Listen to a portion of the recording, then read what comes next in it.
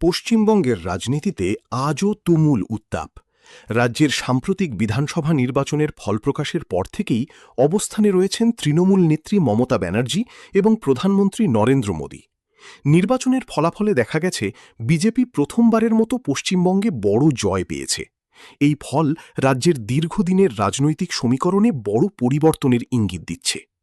BJP শিবিরে উৎসবের আবহ, আর দিল্লি থেকে প্রধানমন্ত্রী নরেন্দ্র মোদী এই জয়কে গণতন্ত্রের জয় বলে অভিহিত করেছেন।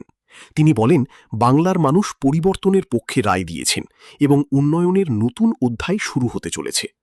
অন্যদিকে মমতা বন্দ্যোপাধ্যায় এই ফল সহজে মেনে নেননি। সাংবাদিক বৈঠকে তিনি স্পষ্ট ভাষায় জানিয়েছেন তিনি পদত্যাগ করবেন না। তার অভিযোগ, ভোট গণনায় অনিয়ম হয়েছে এবং বহু আসনে জোর করে ফল ঘুরিয়ে দেওয়া হয়েছে। তার দাবি, তৃণমূলের নৈতিক জয় হয়েছে, যদিও সরকারি ফল অন্য কথা বলছে। মমতার বক্তব্যে আরও উঠে এসেছে নির্বাচন কমিশনের ভূমিকা নিয়ে প্রশ্ন। তিনি অভিযোগ করেন, কিছু জায়গায় ইভিএম নিয়ে সন্দেহ তৈরি হয়েছে এবং ভোটের পুরো প্রক্রিয়া নিরপেক্ষ ছিল না। যদিও এই অভিযোগের পক্ষে এখনও প্রকাশ্যে নির্দিষ্ট প্রমাণ সামনে আসেনি। বিজেপি অবশ্য এসব অভিযোগ একেবারেই খারিজ করে দিয়েছে।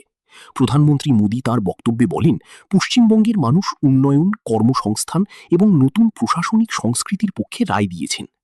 একই সঙ্গে তিনি ইঙ্গিত দিয়েছেন যে নতুন সরকার গঠনের পর কেন্দ্রের কিছু বড় প্রকল্প রাজ্যে দ্রুত এগোতে পারে। এর মধ্যে স্বাস্থ্য প্রকল্প নিয়েও জোর আলোচনা শুরু হয়েছে।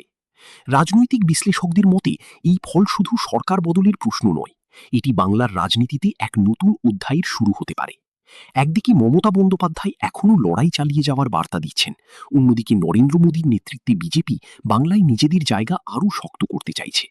সব মিলিয়ে আজকের বাংলার সবচেয়ে বড় রাজনৈতিক খবর, মমতা বনাম মোদী লড়াই এখন ভোটের ময়দান পেরিয়ে রাজনৈতিক ভবিষ্যতের লড়াইয়ে পরিণত হয়েছে। আগামী কয়েকদিনেই পরিষ্কার হবে এই সংঘাত বাংলার রাজনীতিকে কোন দিকে নিয়ে যায়।